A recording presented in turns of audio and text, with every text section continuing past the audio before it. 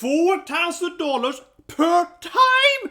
I told you guys. I told everyone in my first Hellena Taylor video. I said, never trust anyone that you says I was being paid $4,000 because it doesn't mean anything.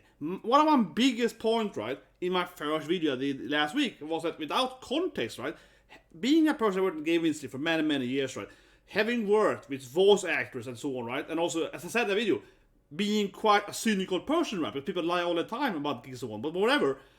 One of my main point was never believe anyone that just tells you that, oh, I just, without the context of, but how many hours, right? If you go and check my first video, I kept iterating on the point that I am assuming, right, that her workload will be 1 or maybe 2 weeks, right, on the first second game, right? And I kept saying that if it's like, well, if it's a very short amount of work, right, $4,000 is actually pretty fair for a voice actor, because as people then have, of course, revealed later, right, she only worked 16 hours by her own, admitting, right, for the first game. And then people were speculating, saying that, oh, but maybe she had way more workload for the game 3, which we all know isn't true, because it's Bayonetta, okay? It's not a JRPG, it's not Final Fantasy, okay? Bayonetta doesn't have that much voice lines. But anyway, now it turns out that was complete bullshit too, because she was actually getting paid $4,000 per day, according to Schreier, of course. Very famous tattoo. I met him twice, so I actually know him personally. So maybe I'm biased or whatever, right? But I trust this person because I met him, interviewed me a few years ago.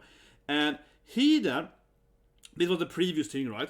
She was being paid $4,000 for, per hours, right?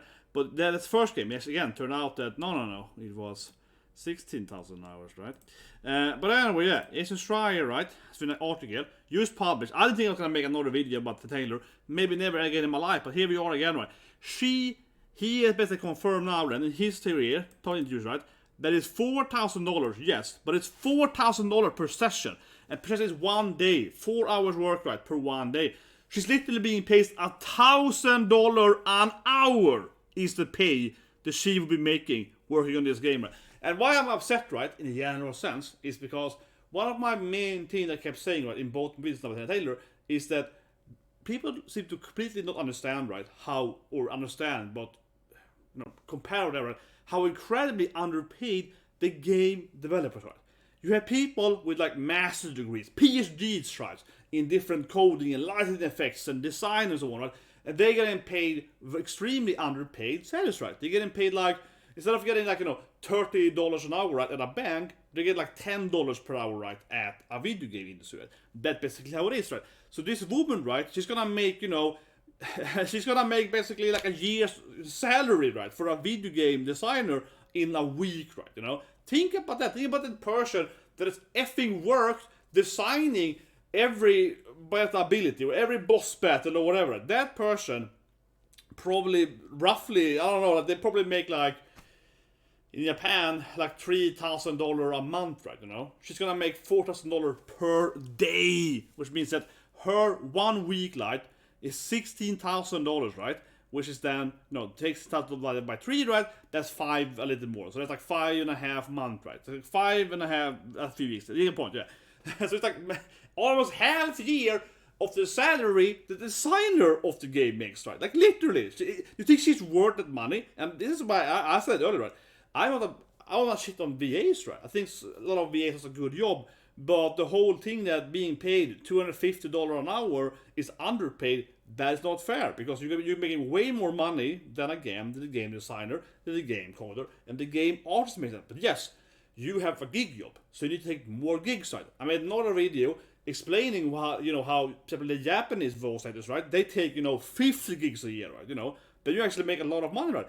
If Hellena Taylor kept taking gig after gig, right? She's been AFKing for almost 10 years. If she took a lot of gigs, she would make a lot of money, right? Even on that $4,000, the first value, right? Like $1,000 a day, right? Yeah, that's a lot of money, right? In a typical work month, you were something like 21 average days, right, a month.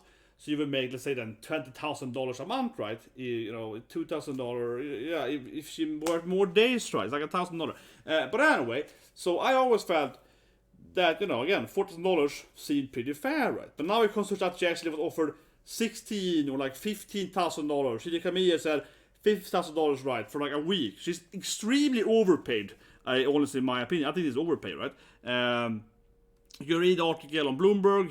Kotaku kind of back, I think, so working on Bloomberg. But yeah, so Schreier went from Kotaku. It's been a very famous Kotaku author for many years, and that's where he interviewed me a couple of years ago when he was working at Kotaku. And what was it? We also talked about this JRPG thing many years, like 15 years ago. Me as a subscriber, we wrote this thing about JRPG, so I'm maybe a little biased because I do know him a little bit in reality, but whatever, I digress, right? But you know, he keeps saying here, right, that it's $4,000 per session. You know, of course he denies this, but you know, Platinum is saying it's true. Hideo Kamiya has confirmed it on Twitter, right? We can argue he's lying or whatever, but yeah, like it's insane. If this thing is true, and I think it's true because Jason Schreier is almost always, I would say, honest with this stuff. I think he has a lot of. He probably is the. I would say that Jason Schreier is the game journalist with probably the most authentic or like, you know, highest track record or whatever, right, in the USA game journalism. Probably you can disagree with me, but I think that it's probably factually true. He's the highest rated, so to speak. But anyway. You know, it doesn't surprise me, right? It doesn't surprise me that she was lying about it, because I kept saying, right, that, again, it didn't make any sense that she would just be like, oh, $4,000, right? And as I kept saying again, in what context? In what context do you mean $4,000, right? Do you mean 10 hours? Do you mean 4 hours? Do you mean a month? Do you mean 2 months, right? And like in my first video, I kept saying that this is probably like maximum 2 weeks for her, right? She can probably do this time. She can probably easily make $8,000 in a month or whatever, right? So I kept saying stuff like that, right? And no, I believe this. I believe this seriously, that she's lying about it. Just in the whole sense that this is more. She's making more than I thought now, right? That she's making $4,000 per session, right? But again, I come back to this thing when I see someone that is not disclosing, because she already broke NDA, right? So she could have broken NDA 100% by offering us the contract, right? And this is what I come back to, that why was she so dishonest and never showed us, you know, the full transcript, the full data immediately, right? It was always this unhinged thing of saying that, oh, it's just $4,000. Right? Yeah, but in what, again, in what context, right? And now we got the context. It's $4,000 per day, right? Which honestly is much more than I expected. I in the first video, I worked for this thing for years. This is much better pay than you normally would go, right? And my last point that I want to make here is that I kept saying that she was very, you know, unnecessarily entitled, right? I come back to this thing that the designer, the devs, the artists, the animators, so on, are much more entitled, right, to making better popular. There have worked many more hours on her, right, of actually making cool scenes, cool effects, you know, cool battles, right, and also, of course, not a very buggy game and so on, right, making it a fun game to play and so on. They all have murdered more hours and is more committed to the game, right, and so on. Much more than she is, right, and I have no problem saying that. I think, and then I have to probably say, I think so for any game, right, you know, in any action game. Certainly, if it's a very story-driven game, it's a different story. But in any action game, like Devil May Cry or whatever, again, it's the game design, it's a game developer that has more, you know, effort to make the game a fun game than the was. That's just factual truth, right? But regardless, so that's all felt weird to me, right? That she was just like, oh, I am the character. As I made my other video talking about Japan footage, no, you aren't the character, because if you truly were a character, you would probably act like they do in Japan more so, right? They would cosplay as a character and so on. If she cosplayed as Bayonetta in every interview, then I'd be like, well, she is kind of Bayonetta, you know what I mean? She didn't do that, right? Yet somehow, right, she feels incredibly, and as everyone knows, right, entitled to the character, as she was like attacking the new VA, right, Jennifer Hale, so being like, oh, she could was the character, I am the character, and so on, right?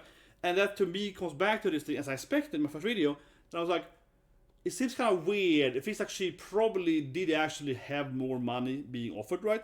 And then she's like, but I want $1 million, right? And they're like, no, we can't pay $1 million. You're not worth that. You're not that special, right?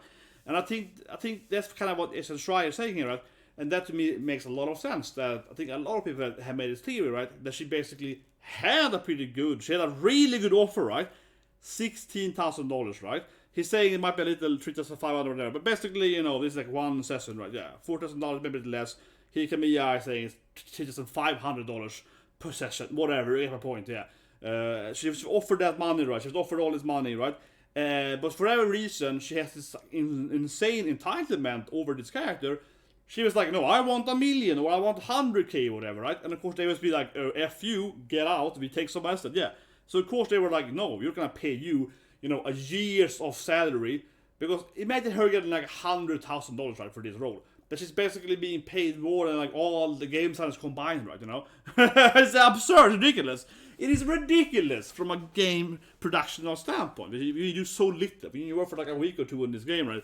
And that's also a point I thought about people when it comes to royalty, right? Can she make royalty? Thing is that, but if VAs are going to get royalty, and I'm not against this per se, right? But if a VA is going to get royalty, you need to also get royalty to the designers, to the developers, right? To the artists, right? You need to give a lot of people royalty, because I do not see a world where you would have a game company, right, paying royalty only to the VA and not paying it to all the other roles, right, on the game company. Of course, you might have a specific case, like a very famous Chris Pratt voices, you know what I mean? But like in a normal case, no, they would have to pay royalty to a lot of other people as well, right?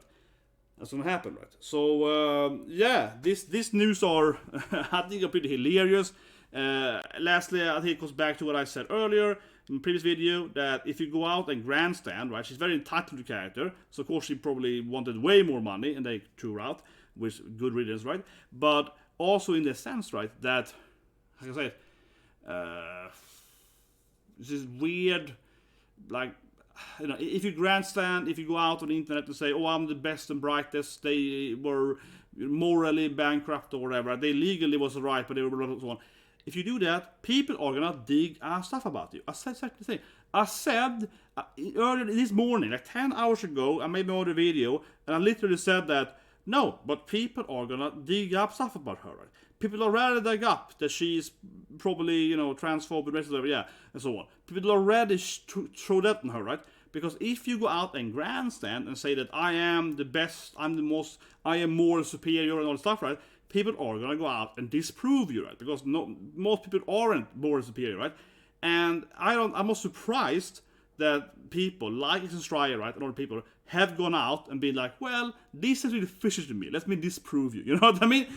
She gotta ask to be like, she asked to be in the spotlight while also doing this grandstand, right? And that I almost never see that not backfire for anyone, right? But this is in the game industry. But if you go out and grandstand and yeah, say I am the only righteous person, people are gonna be, well, let's see about that. Right? Anyway, hope that the interview, so hope that the video, because I mean, I think this was very, very weird. I mean, honestly, this is so much higher rate than I am used to, right? We, like I said in my first video, we used to pay them even less than 4K per, line, right? Yeah, it's a gig economy.